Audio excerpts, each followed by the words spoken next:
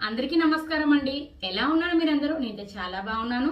మీరందరూ కూడా బాగుండాలని మనస్ఫూర్తిగా కోరుకుంటున్నాను. ఇవాళ మన వీడియో వచ్చేసి శ్రీ వెంకటేశ్వర స్వామి ఆలయానికి వెళ్ళినప్పుడు అర్చకులు స్వామి వారికి నైవేద్యం సమర్పిస్తుంటారు ఒక పాత్రలో.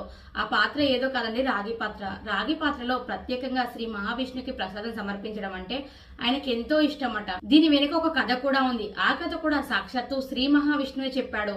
రాగి పాత్రలో ఆయనకు ప్రసాదం పెట్టడం వల్ల ఎందుకంత ప్రీతికరం, దాని వెనుకున్న కథ ఏంటి అనేది ఈ వీడియో తెలుసుకుందాం. వీడియో పూర్తిగా చూడండి. నచ్చితే తప్పకుండా ఒక లైక్ చేయండి, షేర్ చేయండి.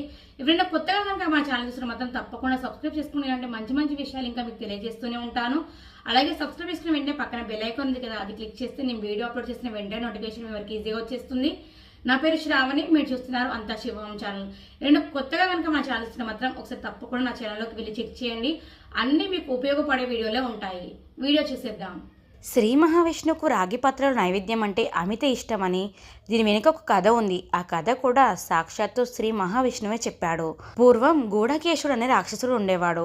అతడు పుట్టుకతో రాక్షసుడు అయినప్పటికీ ఎలాంటి రాక్షస లక్షణాలు లేకుండా దైవ చింతనలో కాలాన్ని వెళ్ళబుచ్చుతుండేవాడు.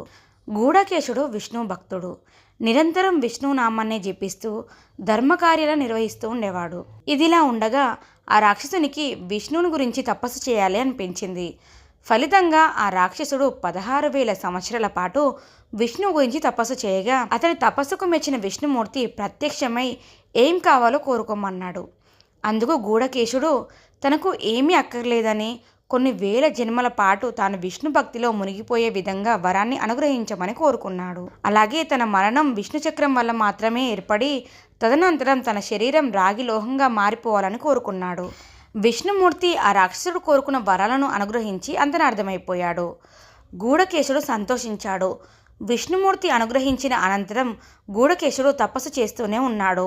వైశాఖ శుద్ధ ద్వాదశి నాడు ఆ రాక్షసుని కోరిక తీర్చాలని విష్ణుమూర్తి నిర్ణయించుకొని మిట్ట మధ్యాహ్నపు వేళ తన చక్రాయుధాన్ని ప్రయోగించాడు. తన కోరిక ఎప్పుడు నెరవేరుతుందా అని ఎదురుచూస్తున్న గూఢకేశుడు మిక్కిలి సంతోషించాడు. విష్ణు చక్రం ఆ రాక్షసుని తలను ఖండించింది. వెంటనే అతడి మాంసం అంతా రాగిగా మారిపోయింది. ఆ రాక్షసుని ఎముకలు వెండిగా మారాయి.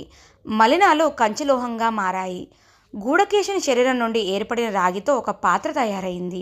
ఆ పాత్రలోనే విష్ణువుకు నైవేద్యం సమర్పించబడింది. ఆ పాత్రలోని నైవేద్యాన్ని స్వీకరించడం అంటే విష్ణుమూర్తికి ఎంతో ఇష్టం. అనంతరం తన భక్తులు కూడా రాగి పాత్రలో నైవేద్యాన్ని సమర్పించాలని సూచించాడు విష్ణుమూర్తి. రాగి పాత్రలోని నైవేద్యంలో ఎన్ని మెతుకులు ఉంటాయో అన్ని వేల సంవత్సరాల పాటు ఆ నైవేద్యాన్ని పెట్టిన భక్తుడు వైకుంఠంలో ఉండగలడని విష్ణుమూర్తి వరమిచ్చాడు. అందుకే విష్ణుమూర్తికి రాగి పాత్రలో నైవేద్యం సమర్పించడం వెనుక ఇంత కథ ఉంది.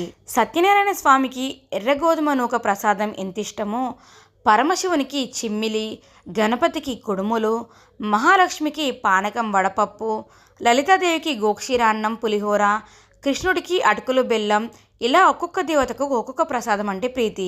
ఆ ప్రసాదం ఇష్టం వెనుక కూడా మనకి తెలియని ఎన్నో విషయాలు ఉంటాయి. ఇంకో విధంగా ఆలోచిస్తే అవి వారికి నివేదన చేసి మనం స్వీకరించడం వల్ల మన ఆరోగ్యానికి ఎంతో శక్తినివ్వడం జరుగుతుంది. ఆ నిర్గుణ పరబ్రహ్మం ఎప్పుడు కూడా లోకక్షేమం కోసమే కదా ఆలోచించేది. తెలుసుకున్నారు కదండి విష్ణుమూర్తికి రాగి పాత్రలో నైవేద్యం పెట్టడం అంటే ఎందుకు ఇష్టం అనేది. మీకు ముందే ఇన్ఫర్మేషన్ తెలుసా లేదా అని నా కింద కామెంట్ చేయండి. వీడియో నచ్చితే మాత్రం తప్పకుండా ఒక లైక్ చేయండి, షేర్ చేయండి. ఎవరైనా కొత్తగా కనుక మా ఛానల్ చూసిన మాత్రం తప్పకుండా సబ్స్క్రైబ్ చేసుకోండి. పక్కనే బెల్ ఐకాన్ ఉంది కదా, అది క్లిక్ చేస్తే నేను వీడియో అప్లోడ్ చేసిన వెంటనే నోటిఫికేషన్ మీకు ఈజీగా వచ్చేస్తుంది. Thank you for watching.